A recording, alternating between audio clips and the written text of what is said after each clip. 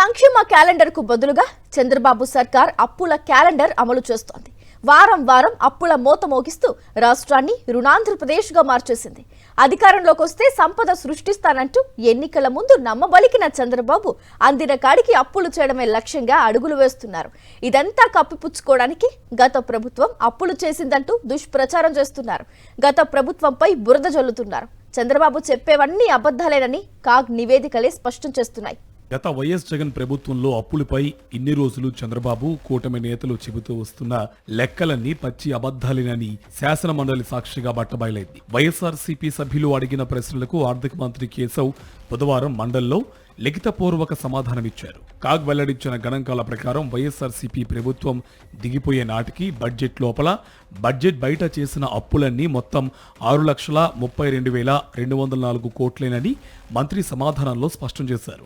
అంటే చంద్రబాబు కూటమి నేతలు చెబుతున్నట్లు 10 లక్షల కోట్లు 14 లక్షల కోట్లు అనేది పూర్తి అవాస్తవమని తేటతెల్లమైంది.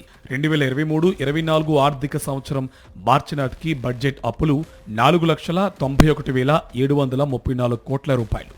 బడ్జెట్ బయట అప్పులు 1,40,470 కోట్లేనని మంత్రి తెలిపారు.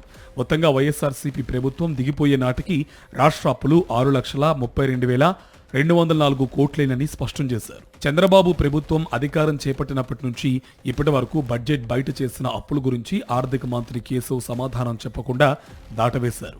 బడ్జెట్ ఇన్ బ్రీఫ్ లో కూడా బాబు సర్కార్ బడ్జెట్ బయట అప్పులను చెప్పకుండా కనుమరుగు చేశారు. బడ్జెట్ అప్పులు 2018-19లో చంద్రబాబు దిగిపోయే నాటికి 2,57,509 కోట్లు ఉండగా 2023-24 మార్చి నాటికి బడ్జెట్ అప్పులు 4,91,734 కోట్లుగా ఆర్థిక మంత్రి కేశవ్ తెలిపారు.